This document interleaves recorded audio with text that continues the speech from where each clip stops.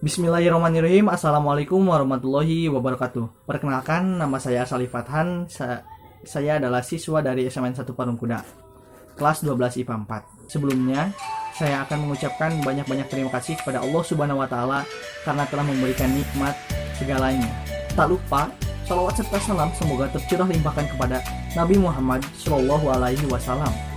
Dan saya juga sangat berterima kasih kepada guru mata pelajaran kimia, karena berkat beliaulah saya bisa berbicara seperti ini, bisa melakukan praktikum kimia seperti video kali ini. Sebelum ke materi, saya akan bertanya terlebih dahulu.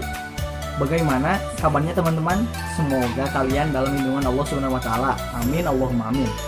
Dan kita juga harus selalu berdoa agar pandemi COVID-19 ini bisa segera cepat berakhir. Amin, Allahumma amin.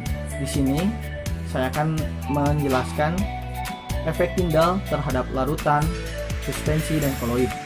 Nah, lalu bagaimana sih cara membedakan antara larutan, koloid, dan suspensi? Koloid memiliki berbagai macam sifat yang memiliki pembeda.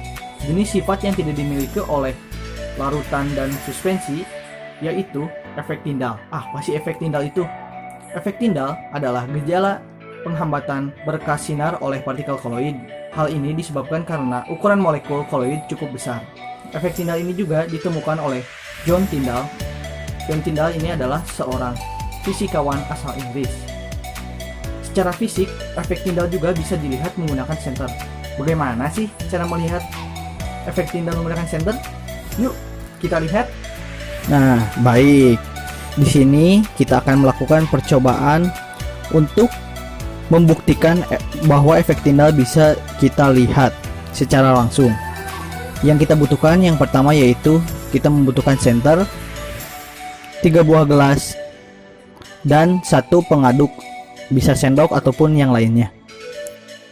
Untuk bahan-bahannya terdiri dari air sebagai pelarut, garam, susu, dan kopi.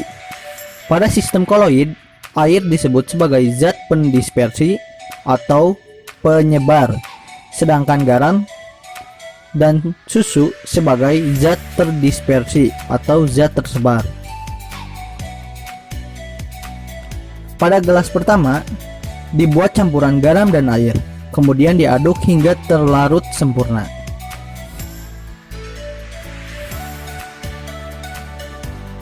Pada gelas kedua dimasukkan susu dan air, kemudian diaduk hingga terlarut sempurna. Pada gelas ketiga dibuat campuran kopi dan air, lalu diaduk hingga merata. Baik, pada gelas pertama terlihat satu fase homogen yang jernih dan stabil. Di sini terlihat tidak terjadi pemisahan fase atau endapan. Lalu kita lihat pada gelas kedua, terlihat satu fase meskipun ada 2 fase atau lebih. Keruh tampak stabil, namun campuran ini dapat terpisah akibat proses pemanasan dan pendinginan. Lalu kita lihat pada gelas ketiga, terlihat nyata terdiri dari 2 fase heterogen yang terpisah secara perlahan dan tampak tak stabil. Setelah melihat perubahan fase dari kestabilannya, mari kita lihat efek tindalnya. Kita lihat pada gelas pertama, cahaya terlihat jelas dan diteruskan ke sisi yang lain gelas. Efek tindal yang ditunjukkan di sini tidak tampak, merupakan sifat dari larutan. Kita lihat pada gelas kedua, cahaya tidak dapat diteruskan menembus ke sisi yang lain gelas, melainkan dibiaskan ke segala arah oleh partikel-partikel yang tidak terlihat tampak seperti titik-titik terang benar. Ini merupakan koloid, karena koloid memiliki sifat efek tindal.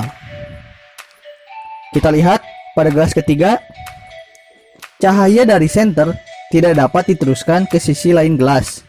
Ini merupakan ciri dari suspensi. Baik teman-teman, dari pengamatan tadi yang telah kita lakukan, dapat disimpulkan bahwa campuran garam ditambah air adalah sebuah larutan campuran susu ditambah air adalah koloid, campuran kopi ditambah air merupakan suspensi. Adapun contoh lain larutan dalam kehidupan sehari-hari yaitu gula ditambah air dan sebagainya. Adapun contoh lain koloid dalam kehidupan sehari-hari yaitu puding, susu, oli, santan, dan sebagainya. Adapun contoh lain dari suspensi yaitu tepung plus air, pupuk kompos hijau plus air, kopi plus air, dan sebagainya. Mungkin pada video kali ini hanya itu saja yang dapat disampaikan. Semoga bermanfaat. Wassalamualaikum warahmatullahi wabarakatuh.